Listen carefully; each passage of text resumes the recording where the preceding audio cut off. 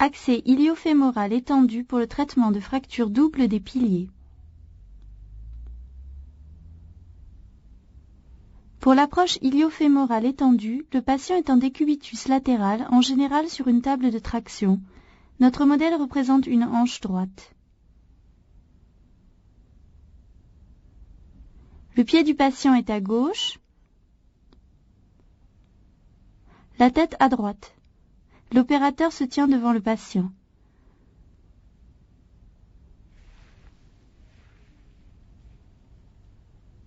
Le tenseur du fascia lata et les muscles fessiers sont repliés en arrière à partir de la face externe de l'aile iliaque.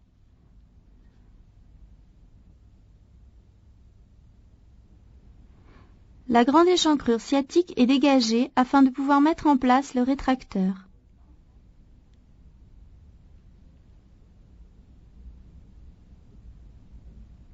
La petite échancrure sciatique est également dégagée pour l'écarteur à os. La face externe de l'os innominé est exposée. Il faut découvrir la partie supérieure de la tubérosité ischiatique, la surface rétrocotyloïdienne et la face postérieure de l'aile iliaque. La capsule coxofémorale est ouverte en haut et en arrière, légèrement distale par rapport au bord du cotyle.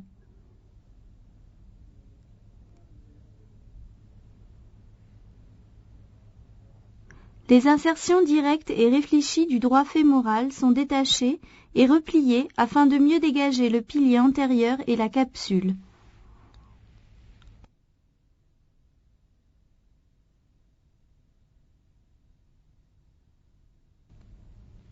Pour dégager la partie supérieure du pilier antérieur, on détache le ligament du couturier et le ligament inguinal de l'épine iliaque antéro-supérieure. Les muscles abdominaux et l'iliaque sont décollés de la crête iliaque et l'iliaque est relevé de la fosse iliaque. L'écarteur est mis en place sur le rebord du bassin pour exposer le pilier antérieur jusqu'à l'éminence iléo-pectinée.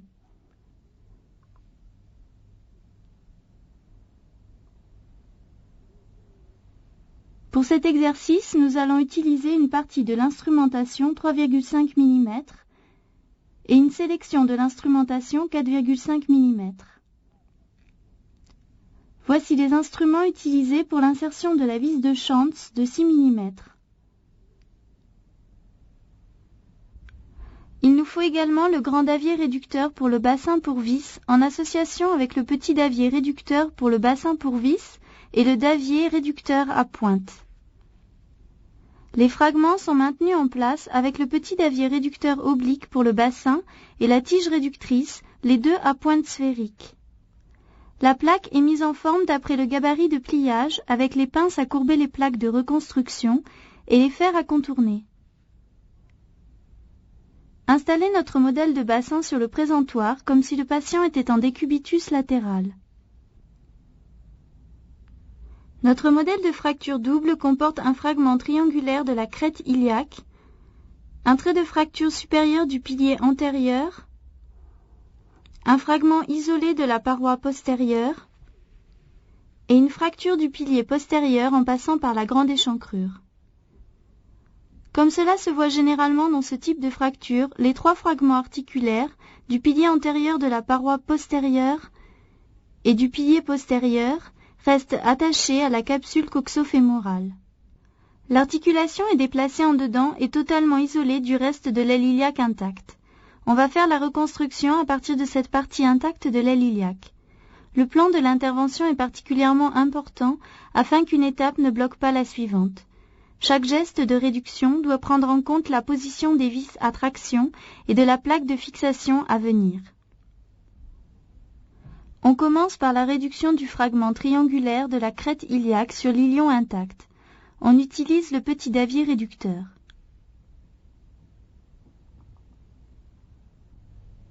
Maintenez la réduction avec le davier réducteur à pointe et retirez le petit davier réducteur. Ce fragment est fixé avec une vis à corticale de 3,5 mm mise en place parallèle à la crête iliaque. Percez un trou de glissement avec une mèche de 3,5 mm.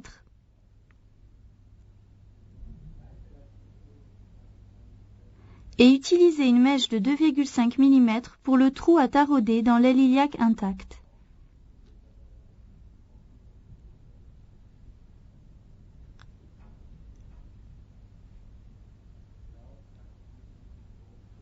On mesure la profondeur et on insère la vis à corticale de 3,5 mm. Pour la reconstruction des fractures du cotyle, on utilise le moteur pour insérer les vis plus longues. Ceci permet un gain de temps et, en raison du nombre de tours à effectuer, préserve l'empreinte hexagonale de la tête de vis. En fin d'insertion, on resserre avec le tournevis manuel.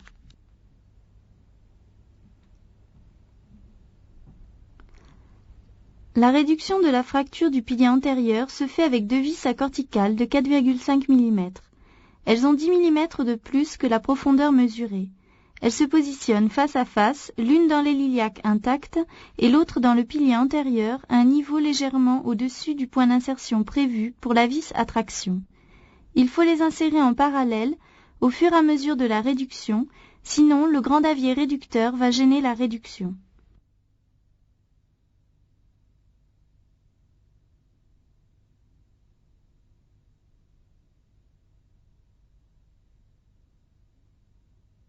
Il ne faut pas trop serrer ces vis.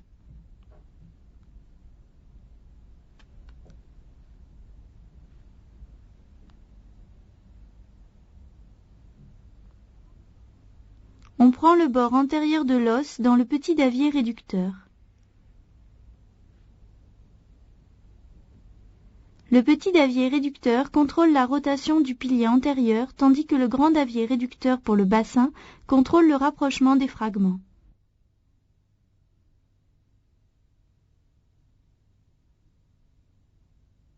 Vérifiez la réduction le long de la crête iliaque pour s'assurer d'une bonne rotation du pilier antérieur.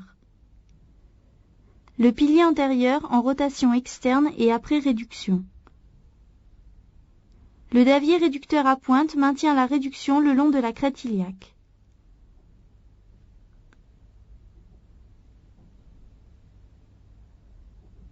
La partie inférieure de la réduction est maintenue par le grand oblique davier réducteur pour le bassin. Placez une vis à traction de 3,5 mm le long de la crête iliaque entre le pilier antérieur et le fragment triangulaire.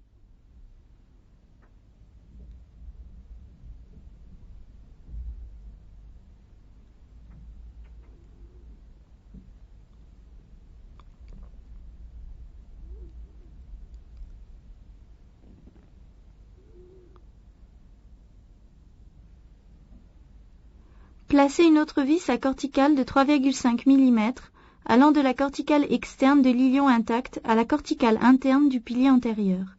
L'orientation de cette vis à traction est possible car le plan de la fracture du pilier antérieur est oblique par rapport au plan de l'aile iliaque.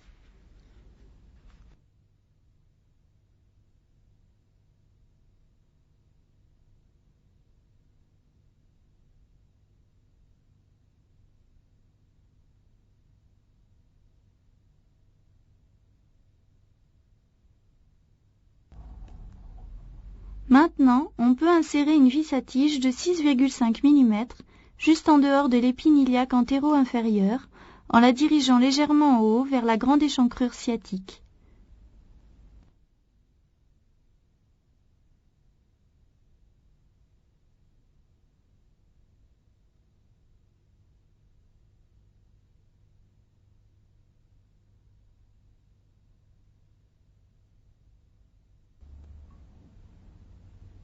Il faut tarauder notre modèle en plastique, mais en général, les os du bassin ne nécessitent pas de taraudage.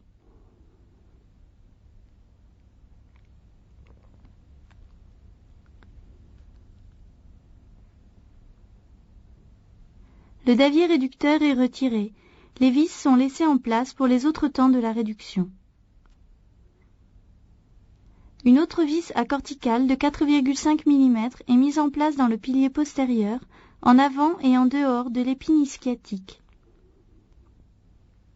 Pour contrôler la rotation du pilier postérieur, une vis de Schantz de 6 mm est placée dans la gouttière suscotyloïdienne, juste en dehors de la partie supérieure de la tubérosité ischiatique. Lorsqu'on applique le davier réducteur sur le pilier postérieur, les pointes doivent viser la grande échancrure ischiatique pour éviter tout allongement du nerf sciatique. Si la position inverse est utilisée, le nerf sciatique sera étiré autour de la partie inférieure du davier. Afin de faciliter la visualisation sur le moniteur, il faut placer le davier dans une position que normalement on considérerait comme incorrecte.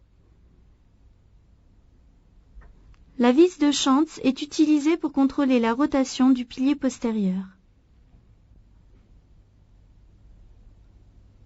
Le grand davier réducteur pour le bassin va contrôler le déplacement.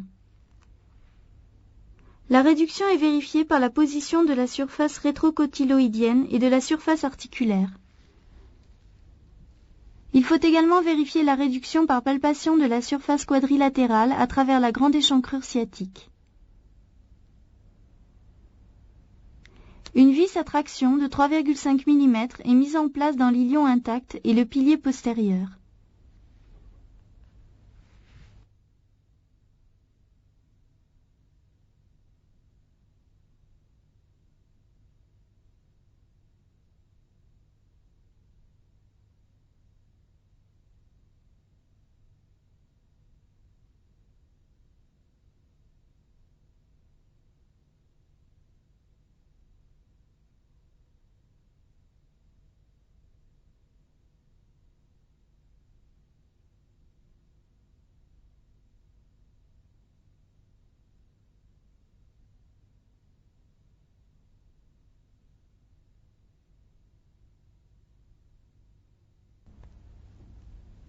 On peut visualiser la réduction entre le pilier antérieur et le pilier postérieur en appliquant une force de rétraction sur le fragment pariétal postérieur et en déboîtant la tête fémorale.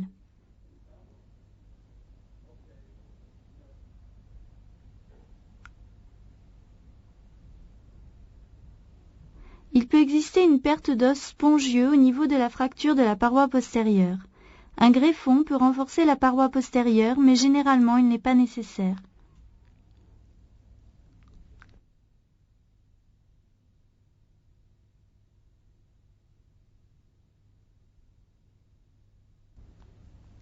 On réduit le fragment pariétal postérieur par une pression sur la tige réductrice.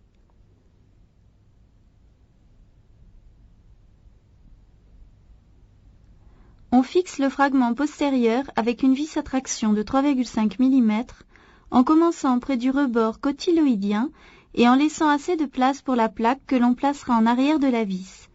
Il ne faut pas que la vis entre dans l'articulation.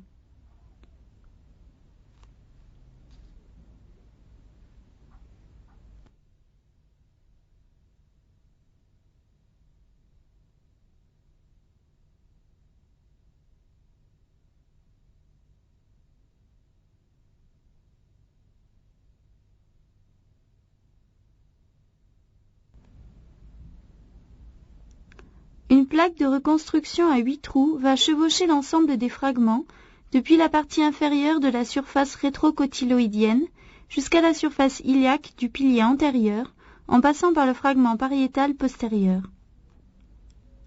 La plaque est courbe parallèle au rebord du cotyle. On peut utiliser le gabarit de pliage pour contrôler le contour de la plaque.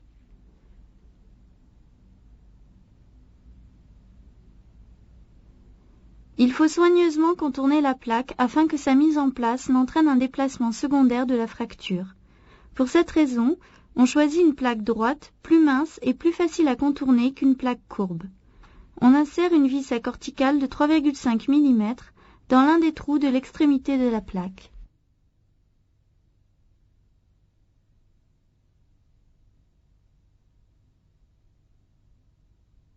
Une autre vis est mise en place à l'extrémité opposée de la plaque pour la mettre sous tension et vérifier sa position.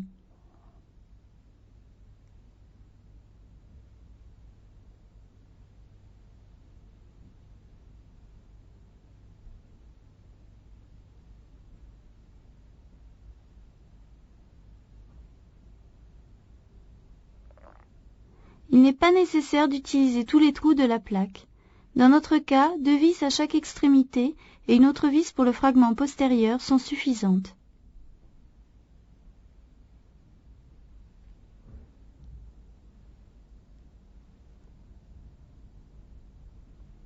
La fixation est complète. On vérifie la réduction au niveau des surfaces articulaires.